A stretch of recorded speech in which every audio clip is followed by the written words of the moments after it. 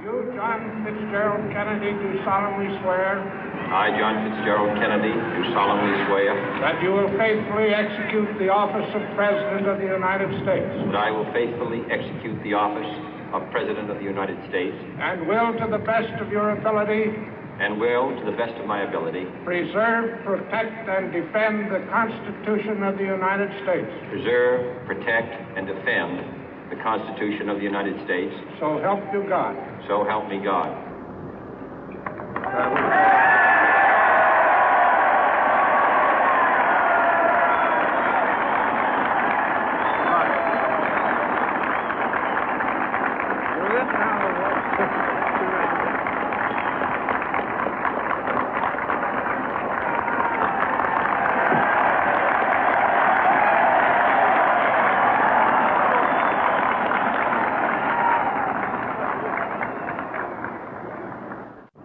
Vice President Johnson, Mr. Speaker, Mr. Chief Justice, President Eisenhower, Vice President Nixon, President Truman, Reverend clergy, fellow citizens.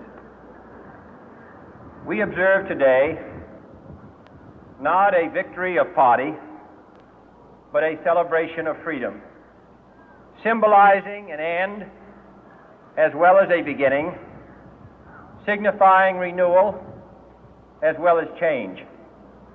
For I have sworn before you and Almighty God the same solemn oath our forebears prescribed nearly a century and 3/4 ago. The world is very different now, for man holds in his mortal hands the power to abolish all forms of human poverty and all forms of human life. And yet the same revolutionary beliefs for which our forebears fought are still at issue around the globe. The belief that the rights of man come not from the generosity of the state, but from the hand of God. We dare not forget today that we are the heirs of that first revolution. Let the word go forth from this time and place to friend and foe alike that the torch has been passed to a new generation of Americans born in this century, tempered by war, disciplined by a hard and bitter peace, proud of our ancient heritage, and unwilling to witness or permit the slow undoing of those human rights to which this nation has always been committed and to which we are committed today at home and around the world.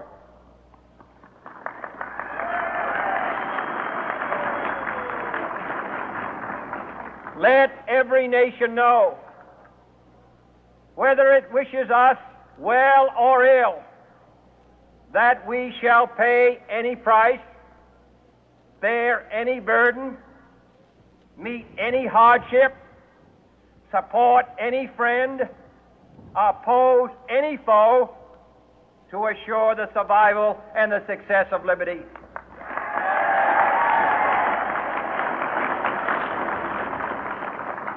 This much we pledge and more. To those old allies whose cultural and spiritual origins we share, we pledge the loyalty of faithful friends. United, there is little we cannot do in a host of cooperative ventures. Divided, there is little we can do, for we dare not meet a powerful challenge at odds and split asunder.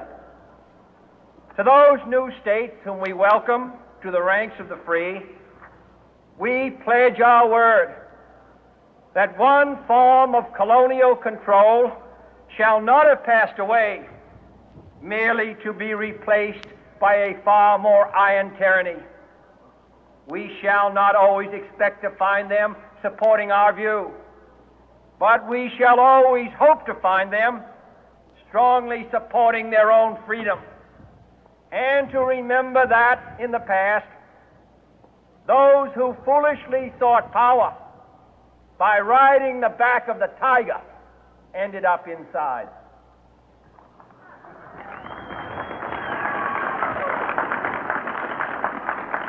To those people in the huts and villages of half the globe struggling to break the bonds of mass misery, we pledge our best efforts to help them help themselves for whatever period is required, not because the communists may be doing it, not because we seek their votes, but because it is right.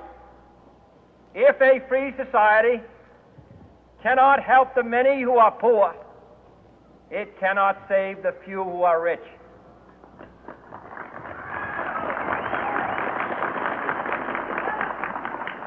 To our sister republics south of our border, we offer a special pledge to convert our good words into good deeds, in a new alliance for progress, to assist free men and free governments in casting off the chains of poverty. But this peaceful revolution of hope cannot become the prey of hostile powers. Let all our neighbors know that we shall join with them to oppose aggression or subversion anywhere in the Americas. And let every other power know that this hemisphere intends to remain the master of its own house.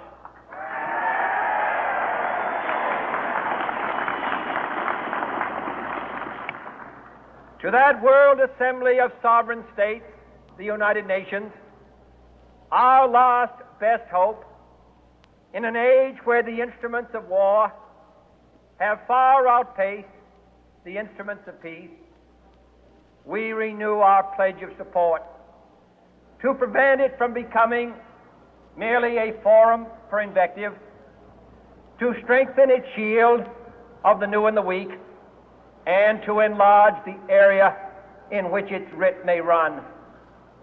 Finally, to those nations who would make themselves our adversary, we offer not a pledge, but a request that both sides begin anew the quest for peace.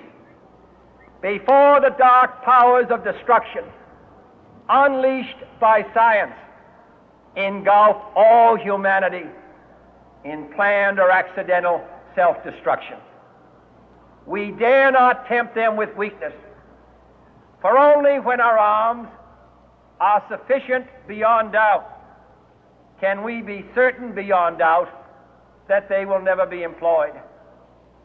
But neither can two great and powerful groups of nations take comfort from our present course, both sides overburdened by the cost of modern weapons, both rightly alarmed by the steady spread of the deadly atom, yet both racing to alter that uncertain balance of terror that stays the hand of mankind's final war.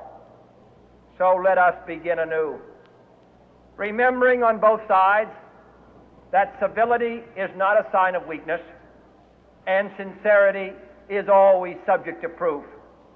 Let us never negotiate out of fear, but let us never fear to negotiate.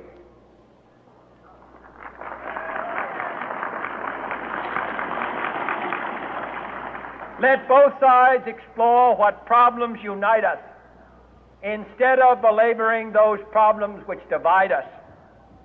Let both sides, for the first time, formulate serious and precise proposals for the inspection and control of arms, and bring the absolute power to destroy other nations under the absolute control of all nations.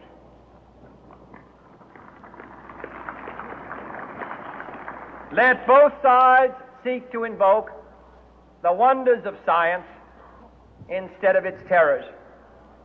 Together, let us explore the stars, conquer the deserts, eradicate disease, tap the ocean depth, and encourage the arts and commerce.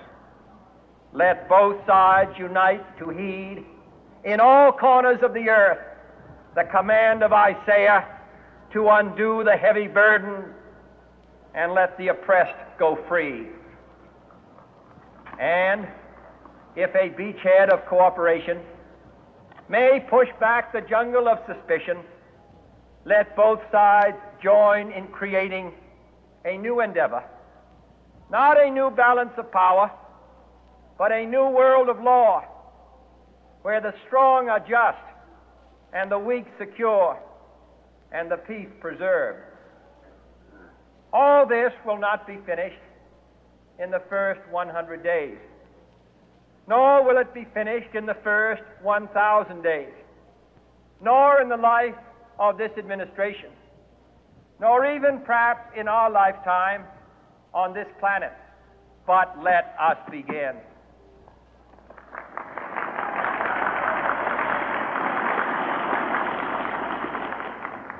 In your hands, my fellow citizens, more than mine, will rest the final success or failure of our course.